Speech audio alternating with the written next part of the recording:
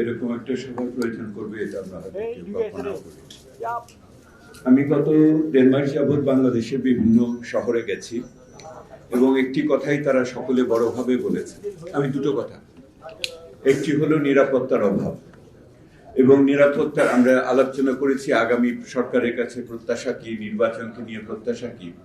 ওনারা সকলেই বলেছেন নিরাপত্তার অভাব, এবং এই নিরাপত্তার অভাবটাকেও ওনারা বহুভাবে ব্যাখ্যা করেছেন। এটা নারীদের ক্ষেত্রে সত্য, ধর্মীয় সংখ্যালঘুদের ক্ষেত্রে সত্য, আদিবাসী ক্ষুদ্র জাতিগোষ্ঠী দলিতদের ক্ষেত্রে সত্য, ভিন্ন মতাবলম্বীদের জন্য সত্য, একই রকম ভাবে রাজনীতিবিদদের জন্য সত্য যারা নির্বাচন করতে চান। এবং এটা ওসমান হাদি শহীদ হওয়ার আগের ঘটনা আমি বলছি।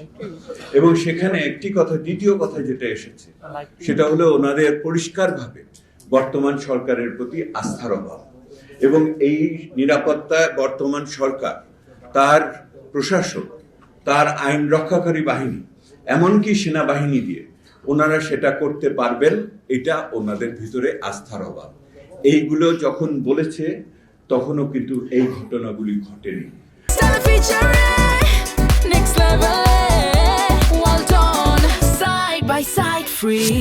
সেহেতু এই ঘটনা যে ঘটতে পারে তার জন্য জনমানুষের পক্ষ থেকে কিন্তু ইঙ্গিত সংকেত বিভিন্ন সময় দেওয়া হয়েছে।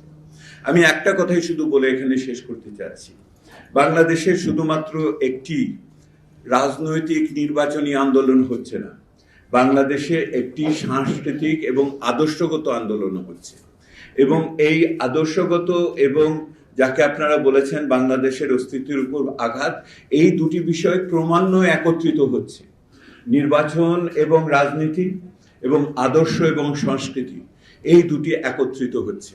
এখানে দায় দায়িত্বের কথা উঠেছে। নাগরিক সমাজ ঐক্যবদ্ধভাবে এটার প্রতিবাদ করার ক্ষেত্রে এখন পর্যন্ত, আজকে পর্যন্ত আমি সেই রকম ভাবে আমরা দেখতে পাইনি। আজকের এই উদ্যোগ নিঃসন্দেহে আমাদের উৎসাহিত করবে। আমাদের যেটা মনে রাখতে হবে, নাগরিক উদ্যোগ যদি না থাকে তাহলে অবশ্যই ওই নীরব সংখ্যাগরিষ্ঠদের উপরে ওই সংখ্যালঘু উগ্র মানুষগুলো কিন্তু রাজত্ব করবে। এই সাহসটা আমাদের নাগরিক সাহস দেখানোর এটি সময়, একতার এটি সময়। এই ব্যাপারে সকলের ঐক্যমত্য আছে। যদি একটি প্রতিষ্ঠানকে আমাদের দায়িত্ব নিতে হয় তাহলে এই বর্তমান সরকারকে দায়িত্ব নিতে হবে। এবং এই সরকারের যে ঘটনাটা ঘটেছে তাদের মনে রাখা উচিত, তারা কোনো নির্বাচিত সরকার না, বৈধ সরকার হয়তো, কিন্তু তারা নির্বাচিত সরকার না। একটি অনির্বাচিত সরকারের শাসন করার যোগ্যতা, ক্ষমতা থাকে ততক্ষণ যখন তার নৈতিক বৈধতা থাকে। এই ঘটনার ভিতর দিয়ে বর্তমান সরকার তার নৈতিক বৈধতা অনেক ক্ষেত্রেই হ্রাস করে ফেলেছে। এইটা যদি সারা পুনঃস্থাপন করতে না পারে তাহলে আগামী দিনে এই যে উত্তরণের যে প্রক্রিয়া, অভ্যুত্থানের যে আদর্শ, সেটাও তারা রক্ষা করতে পারবে কিনা আমার সেই ক্ষেত্রে সন্দেহ আছে।